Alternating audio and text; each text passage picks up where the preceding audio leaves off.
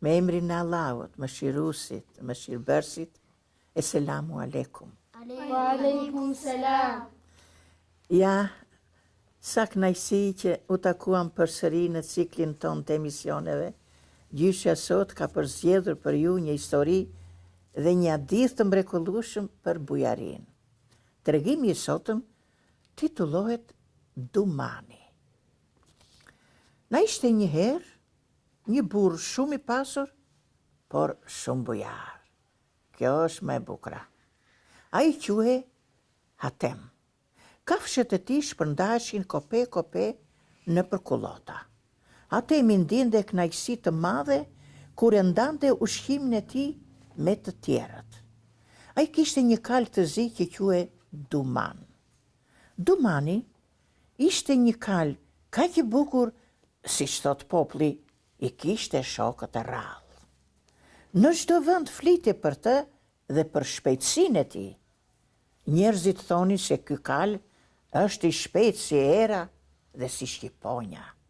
Sa bukur. Hatemi e donte shumë kalin, sa që nuk e ndërronte atë me asnjë gjë në botë. Bujaria e Hatemit dhe bukuria e kalit kishin shkuar deri në vesh të padishahut. Padishahu e thirri kryeministin e tij dhe i tha: "Dua të vë në pozitë bujarin e Hatemit. Kërkoja Dumanin, do me thënë kalin për mua, dhe të shohim nëse do të ta jap." Burrat e padishahut u nisën me urdhët e tij për tek Hatemi bujar. Ata arritën në fshatin e tij në një natë me shumë shi dhe qëndruan aty si mysafir. Ai i priti me shumë respekt dhe dashamirësi dhe urdhoi shërptorët e tij të përgatisnin bile ushqim të mirë. Ndërkohë u ul të bisedonte me mysafirët që erdhën. Pa kaluar shumë kohë, ushtrua sofra, hëngrë dhe kuvenduan gjëre gjatë, pastaj ranë për të fjetur në shtretër më të mirë të shtëpisë së Hatemit. Të nesërme, burrat e padishahut i treguan se përse kishte ardhur. Hatemi mbeti, duke ndjerë keqardhje të thellë dhe i tha: si kur urdhin e padishahut të më kishit thënë sa po erdhët mbrëmë, unë e di se ju e pëlqeni mishin e kalit. Mbrëm për shkak se koha ishte jo e mirë me shumë shi, nuk pata ndonjë kafshë tjetër që t'ju nderoja përveç Dumanit, kalit të tij. Burrat e padishahut u habitën pa mas nga gjesti shumë bujar dhe dashamirës i Hatemit. Sa shumë i ngjan bujaria Hatemit, bujarisë së profetit alayhi selam, i cili i dha një kope atij që kërkoi 2 dhi. Muhameti alayhi selam e ka shpjeguar kështu cilësinë e bukurisë së bujarisë. Bujari është afër Allahut, afër njerëzve, afër xhenetit dhe larg xhehenemit. E shikoni të dashur fëmijë, sot ne dëgjuam një histori të mrekullueshme e cila shpalosi vërtetin e bujarisë.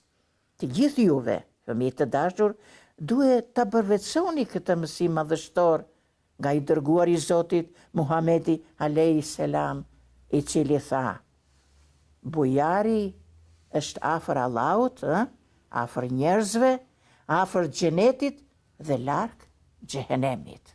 Pra, të qenit bujar është një nga virtytet më të bukura që i do Allahu dhe i duan edhe njerëzit. Një njeri bujar ndihmon shokun, ndihmon motrën, vllajin, mësuesin, prindrit, çdo njeri që e ka të njohur. Pra bujaria ndihmon çdo që ka nevojë. Ky është bujari. Një individ i tillë është si margaritari vyer për familjen dhe për shoqërinë. Madje nuk dua të lë pa thënë dhe diçka tjetër. Të japësh është më mirë se sa të marrësh, sepse kënaqësia e të përftuarit kur ndihmon dikë apo kur dhuron diçka është shumë e madhe. Ju e keni provuar dhe vetë kur jepni diçka, njeriu tuaj ose shoqes. Pra me tregim të bukur, besoj ju pëlqeu, që është bujaria një nga virtytet më të bukura që duhet ta kenë njerëzit.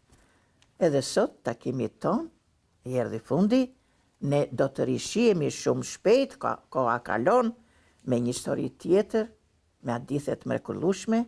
Deri atëre, paqja, mëshira dhe begatia e Zotit qoftë me ju. Amin. Amin.